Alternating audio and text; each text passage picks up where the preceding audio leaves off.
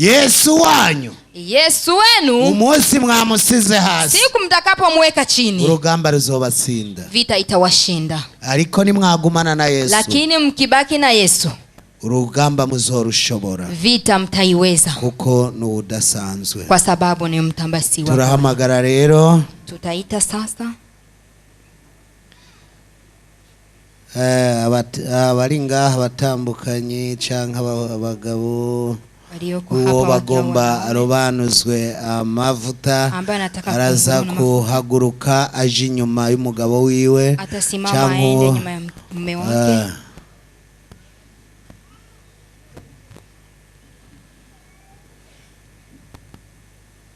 Ahazoba ari kararahira ko agiye gukorera Imana, atakapo hapa anaenda kumtumikia Mungu, n'uwo bubakanye nawe baza kuba ari karavyumviriza, na wale jenga naye atakuwa anasikia. Ejo niyabona agiye, kesho akiona naenda, amenye ko agiye mu murimo w'Imana, ajua anaenda katika kazi ya Mungu. Ejo niyabona ari kumwe n'abaririmbyi, kesho akiona yuko na waimbaji, azamenye ko yabaye pastor, ajue ni mchungaji.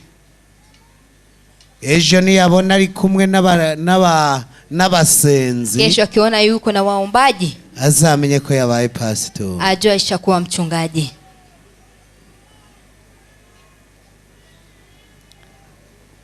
Murasa kwagura mwigireyo, mtapanua msoge.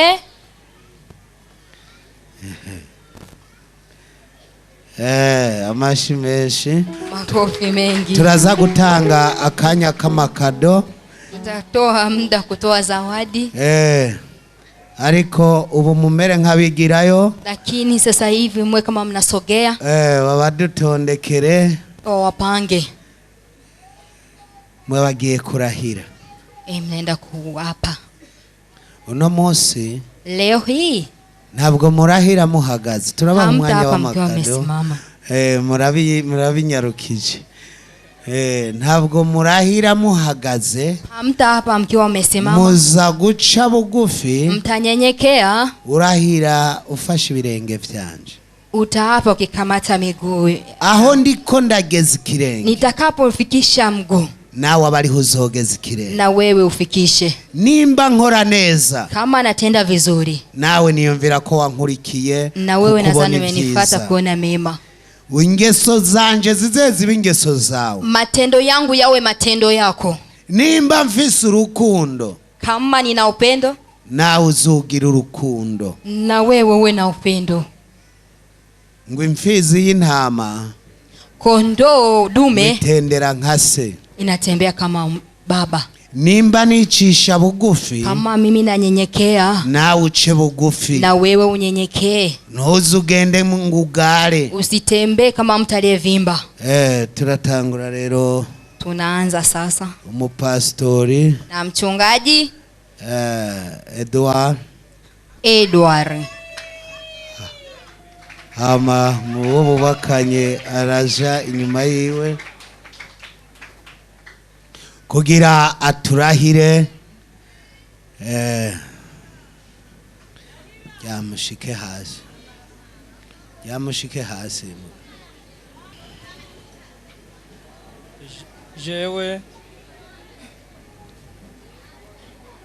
Jewe Pastor Sabimana Edward, mimi Pastor Sabimana Edward, uno musi leo hii itariki tarehe ya 4 ukwezi kwa11 mwezi wa 11 mu 2023 mwaka 2023, imbere y'Imana, mbele ya Mungu mushobora vyose, muumba vyote, mbele y'intumwa ya mtumwa Mose wa kabiri, Musa wa pili, ni mbele na mbele y'abandi bakozi b'Imana, ya wengine watu wa Mungu baraha walioko hapa, n'umuryango wanje, na familia yangu, n'abagenzi, na marafiki, n'amashengero yose ya NAOTH, na makanisa yote ya NAOTH, mbifashijwemo, nikisaidiwa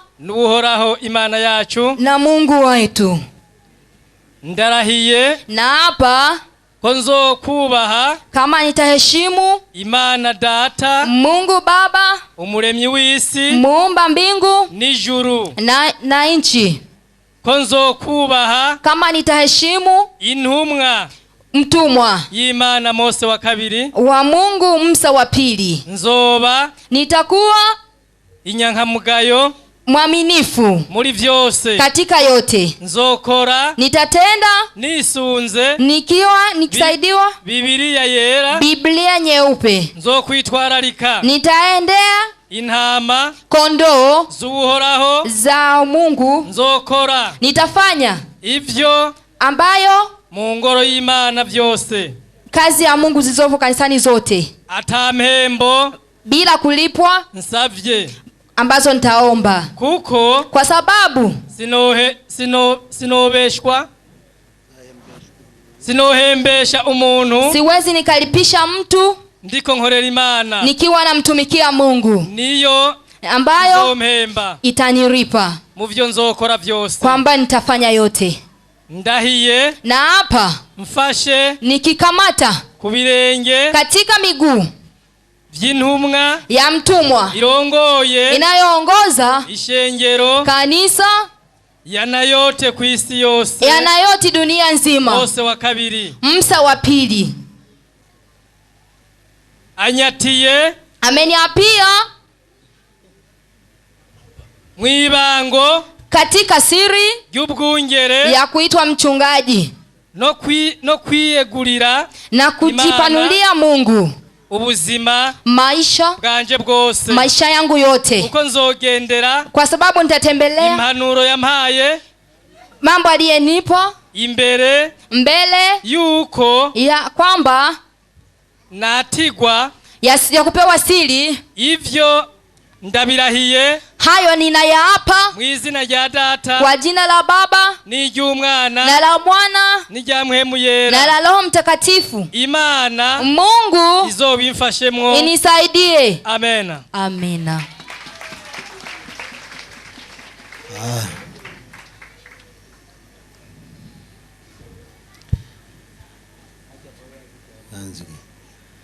Nanje na mimi nk'intumwa natumwe n'Imana, kama mtumwa nilioitwa na Mungu, ndagiye kukurobanuza, ninaenda kukondoa na mafuta mwibango kwa siri y'uburevera pastor, ya kwa levera pastor.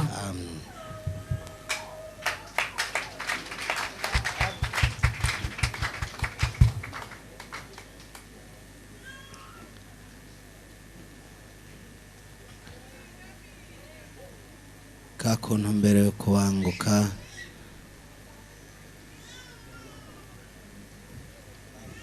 pastor service, nanje kwizina nami kwa jina ya Nishimwe Service Nishimwe Service ndarahiye na hapa fashe ku birenge vy'intumwa nikikamata miguu ya mtumwa Mose wa kabiri Musa wa pili, itariki 4 tarehe 4 z'ukwezi kwa 11 mwezi wa 11, ko nzokubaha intumwa, kama nitaheshimu mtumwa zogira nitatembelea mu mategeko yiwe katika yale ambayo ataniambia, uko yubaha Imana anavyoheshimu Mungu, nanje ariko nzoyubaha, nami ndivyo nitaheshimu. ndarahiye Na hapa n'umuryango wanje uhari na familia yangu ikiwepo, ko nzokorera Imana kama mtamtumikia Mungu ntashishidikanya bila kuwa na mashaka, kandi atawe nzosaba impembo, tena sitaomba mtu yote malipo. impembo nzoyisaba Imana, Malipo nitaomba Mungu wangu. ndarahiye Na hapa nimwabona bingoye, mkiona imenishinda, muze munsengere, mniombee. intumwa intama Kondoo nzoziragira neza, nitazichunga vema, sinzozikubita, sitapiga, uko nzoba ngomba kwa sababu nitakuwa nataka nabo kwagira bankurikira ili nao wanifate, baze bakore neza, wakuwe vizuri. murakoze. Asante. nanje kumaze kurahira Nishimwe Service, kwa sababu mesha hapa Nishimwe Service, ndakurobanuje amavuta mwibango, na mimi nakondoa katika siri ya mafuta na kuwa levera pastor. Amen. Amina.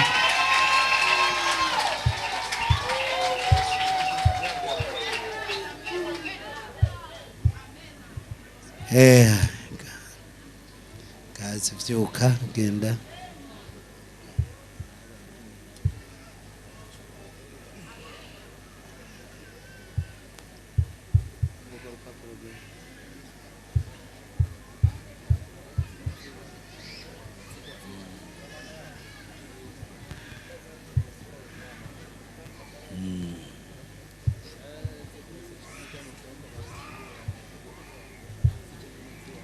Jewe Nibizi Samson. Mimi Nibizi Samson. Uno munsi itariki ya 4 leo hii tarehe 4 mwezi wa 11 2023. Imbere y'Imana mushobora byose. Mbele ya Mungu muwezesha yote. Imbere y'intumwa Mose wa kabiri. Mbele ya mtumwa Musa wa pili.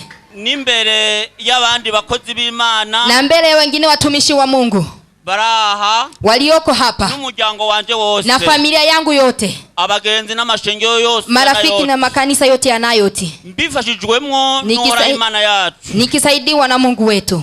Ndarahiye ko nzokubaha Imana Data umuremyi w'isi n'ijuru, na hapa nitakuwa chini ya mafuta ya Mungu muumba mbingu na nchi, ko nzokubaha intumwa y'Imana Mose wa kabiri, kama nitaheshimu mtumwa wa Mungu Musa wa pili. Nzoba inyankamugayo, nitakuwa mwaminifu katika yote. Nzokora nisunze Biblia yera, nitatenda chini ya Biblia. Nzokwitwararika intama z'Uhoraho, nitachunga kondoo vema. Nzokora ivyo mu ngoro y'Imana byose, nitatenda ya kanisa yote ata mpembo nsabye, bila malipo, kuko sinohembesha umuntu, kwa sababu siwezi nikaribisha mtu. Ndiko ndakorera Imana, nikiwa namtumikia Mungu ndiyo itanilipa muvyo nzokora byose, kwa yale yote nitakayotenda. Ndahiye mfashe ku birenge by'intumwa, na hapa nikishika miguu ya mtumwa irongo ya mashengero anayeongoza makanisa yote dunia, Musa wa pili, anyatiye mwibango y'ubwungere, aliyenipa siri ya kuwa mchungaji no kwiyegurira Imana ubuzima bwanje bwose, na kumtumikia Mungu maisha yangu yote. Kozogendera impanuro yampaye, nitatembelea yale ambayo atanipa imbere yuko natigwa imbere yuko natigwa, kabla ya kupewa siri. Ivyo ndabirahiye mu izina rya Data, hayo naapa kwa jina la Baba, rya Mwana, na la Mwana, rya Mpwemu Yera, na la Roho Mtakatifu. Imana izobimfashemwo, Mungu anisaidie. Amena. Amina. Nanje intumwa y'Imana, kama mtumwa wa Mungu, ndagiye kukurobanuza naenda kukuondoa na mafuta mwibango kwa siri y'ubwungere ya uchungaji. Amen. Amina.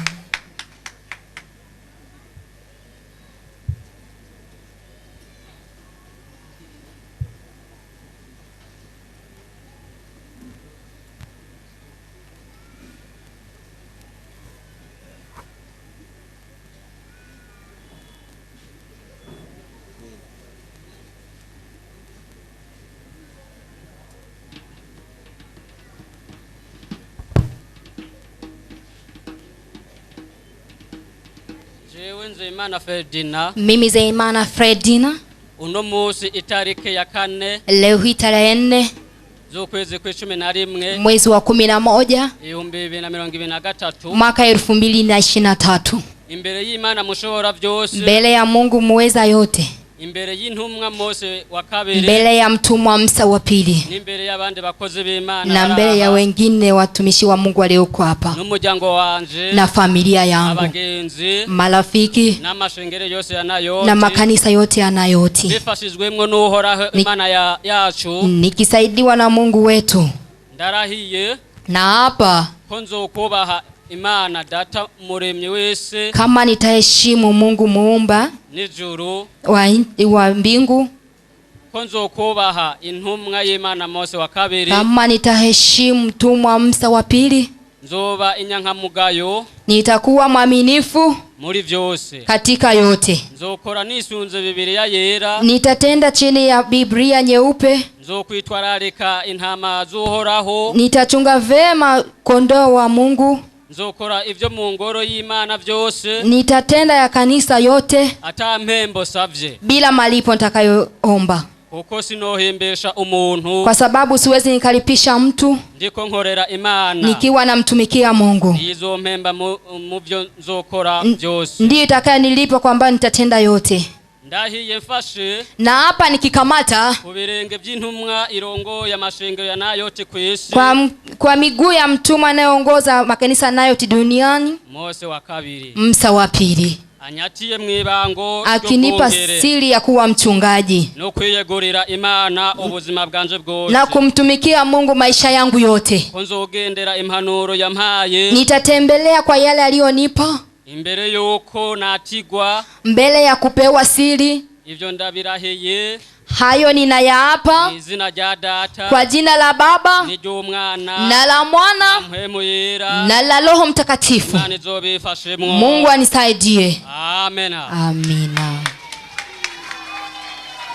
Nanje nk'intumwa y'Imana, na mimi kama mtuma wa Mungu, Mose wa kabiri, Musa wa pili, ndakurobanuje amavuta na kutapa katika mafuta mwibango kwa siri y'ubupastori ya kuwa mchungaji. Amen. Amina.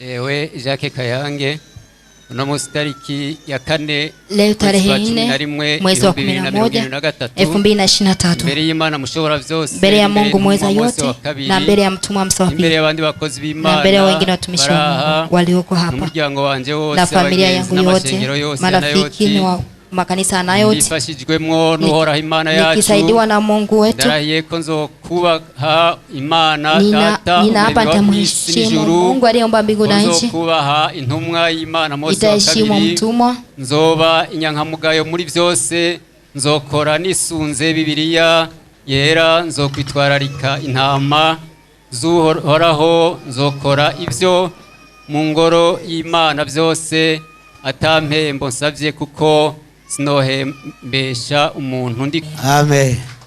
Nanje nk'intumwa y'Imana, na mimi kama mtuma wa Mungu, Mose wa kabiri, Musa wa pili, ndakurobanuje amavuta, na kuondoa na siri ya mafuta kwa jina la Baba n'Umwana na la Mwana na la Roho Mtakatifu. Amen. Amina.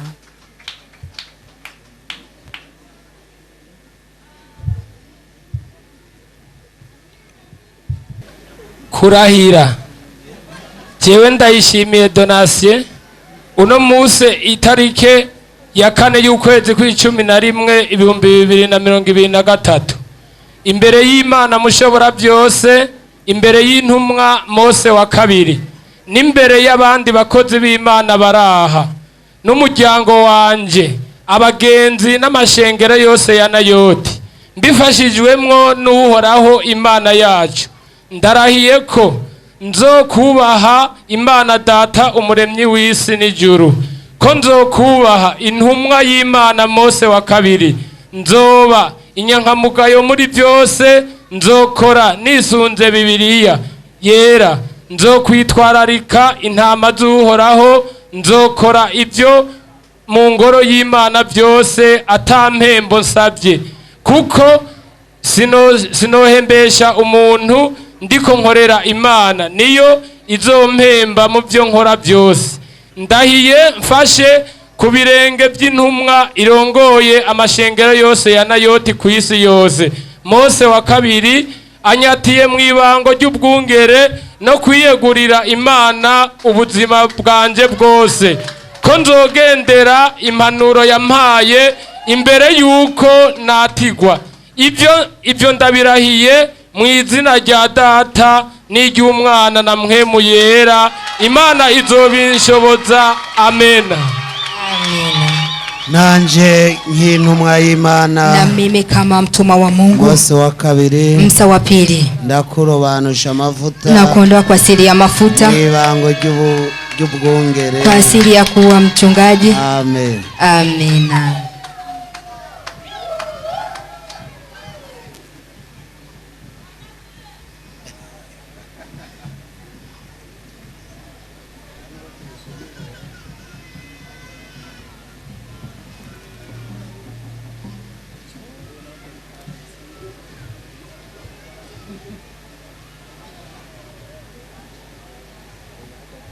jewe Amis David Nduwimana uno munsi itariki zine z'ukwezi kwa 11 umwaka w'ibihumbi 2023 imbere y'Imana mushobora byose, imbere y'intumwa Mose wa kabiri, imbere y'abandi bakozi b'Imana baraha n'umuryango wanje, abagenzi n'amashengero yose ya NAOTH, mbifashijwemwo n'uhoraho Imana yacu.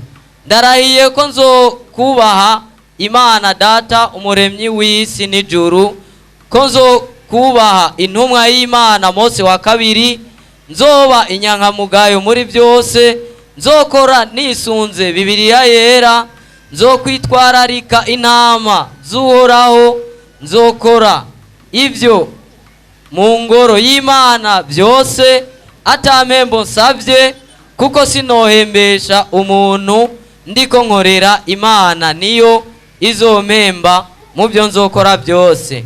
Ndahiye mfashe ku birenge by'intumwa irongoye amashengero ya NAOTH kw'isi yose Mose wa kabiri anyatiye mu ibango ry'ubwungere no kwiyegurira Imana ubuzima bwanje bwose, ko nzogendera impanuro yampaye imbere yuko natigwa.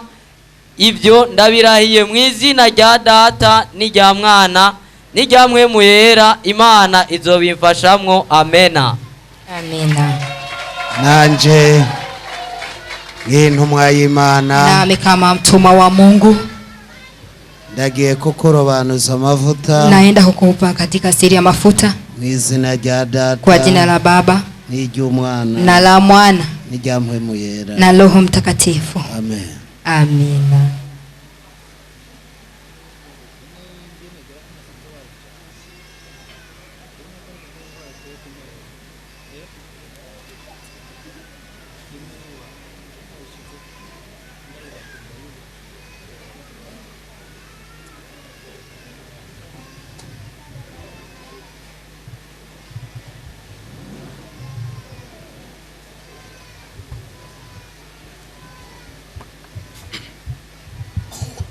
Jewe turi mu ngenzi Alex no munsi itarike ya 4 y'ukwezi kwa 11 mwaka w'ibihumbi 2023 mbere y'Imana mushobora byose, mbere y'intumwa Mose wa kabiri n'imbere y'abandi bakozi b'Imana baraha n'umuryango wanje, abagenzi n'amashengero yose ya NAOTH, mbifashijwemwo n'uhoraho Imana yacu, ndarahiye ko nzokubaha Imana Data umuremyi w'isi n'ijuru, ko nzokubaha intumwa y'Imana Mose wa kabiri, nzoba nyankamugayo muri byose, nzokora nisunze Bibiliya yera, nzokwitwararika intama z'uhoraho, nzokora ivyo mu ngoro y'Imana byose atampembo nsavye, kuko sinohembesha umuntu ndiko nkorera Imana niyo izompemba mu byo nzokora byose. Ndahiye mfashe ku birenge y'intumwa irongoye amashengero ya NAOTH kw'isi yose Mose wa kabiri anyatiye mu ibango ry'ubwungere no kwiyegurira Imana ubuzima bwanje bwose, ko nzogendera impanuro yampaye imbere yuko natigwa.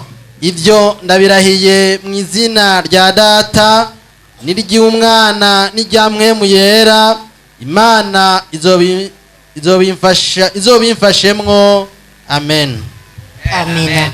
Nanje nk'intumwa y'Imana, nami kama mtuma wa Mungu Mose wa kabiri, Musa wa pili, Vyokurobanuza amavuta, nami nakuchukua katika haya mafuta mu izina rya Data, kwa jina la Baba n'iry'Umwana na la Mwana n'irya Mpwemu Yera na la Roho Mtakatifu. Amen. Amina.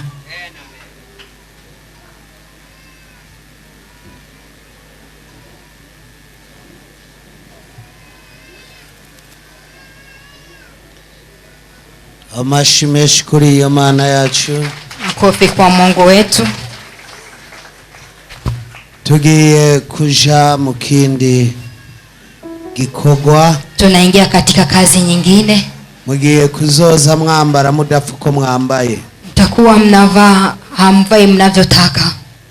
Uko mugiye kuzohora mwambara ambavyo mtakuwa mnavaa bizoba ari bibereye abana b'Imana vy'ukuri. Ni yale ambayo faa kuvaa wana wa Mungu kweli. Ngiye kubaha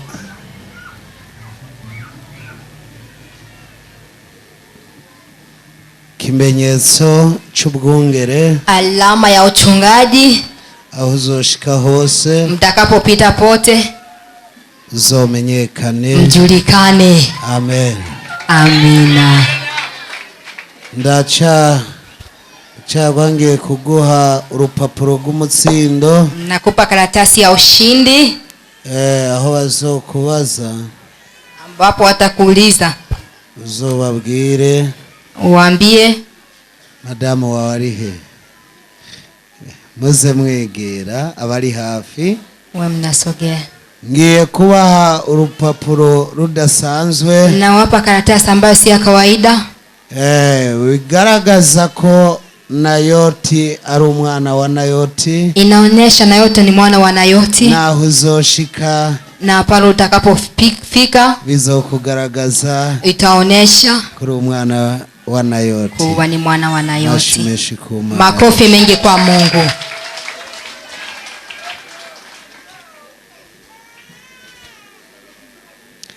Ndagiye kukwambika, naenda kukuvalisha umutamana w'abungere, alama ya wachungaji. Aho uzogenda hose, utakapoenda popote, bigaragare kuri umwana w'Imana, ijulikane ni mwana wa Mungu.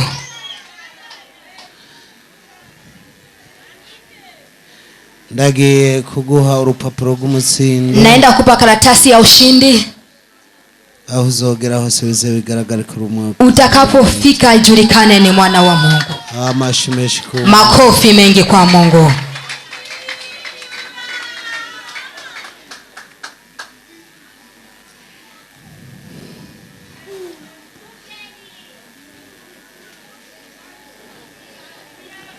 Ndagiye kukwambika, naenda kukuvalisha tamana w'abungere, ku alama ya mchungaji.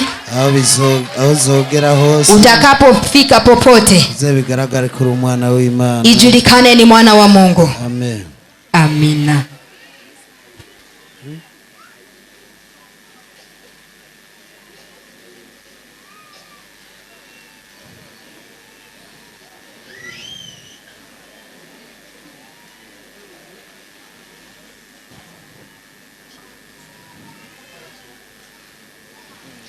Ndagiye kuguha urupapuro rw'umutsindo. Naenda kukupa karatasi ya ushindi. Aho uzoca hose, utakapopita popote, bigaragare kuri umwana w'Imana, ijulikane ni mwana wa Mungu. Amen. Amina. Mashimeshi ku Mana yacu. Makofi mengi kwa Mungu.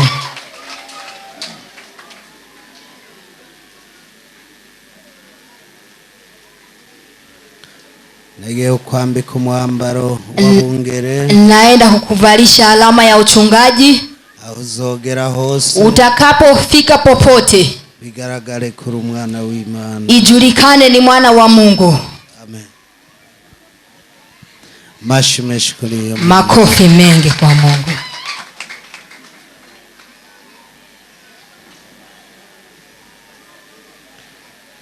Ngiye kuguha urupapuro rw'umutsindo. Nakupa karatasi ya ushindi. Bigaragaza ko ari twe tubikoze. Inajulikanisha kama ni sisi tumefanya. Amen. Amina.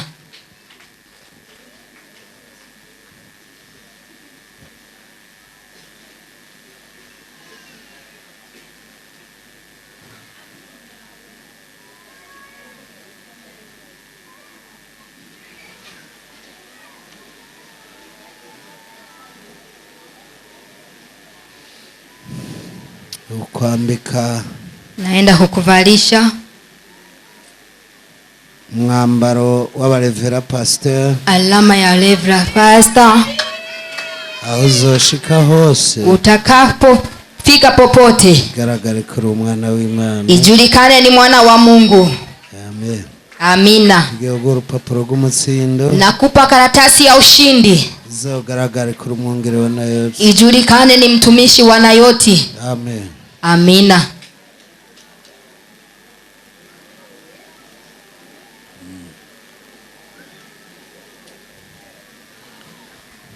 Karikira.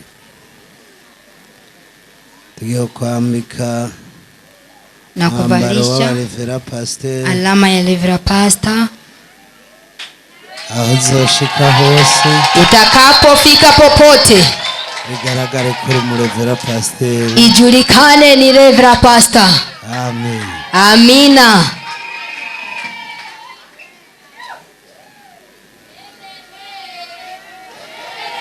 Yagoro papuro gumutsini. Nakupa karatasi ya ushindi. Amen. Amina.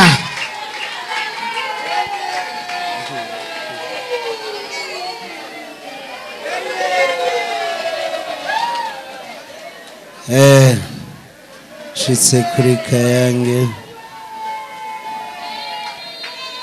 yo kwambika umwambaro wa Revera Pastor, mavazi ya Revera Pastor. Yagoro papuro gumutsindo. Nakupa karatasi ya ushindi. Bigaragare kuri umwana wa NAOTH, ijulikane ni mwana wa NAOTH. Amen. Amina.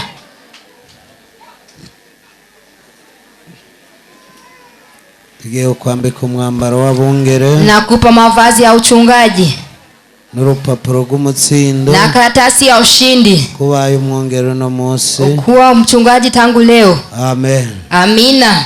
Mashimeshi kuri iyo mana. Makofi mengi kwa Mungu.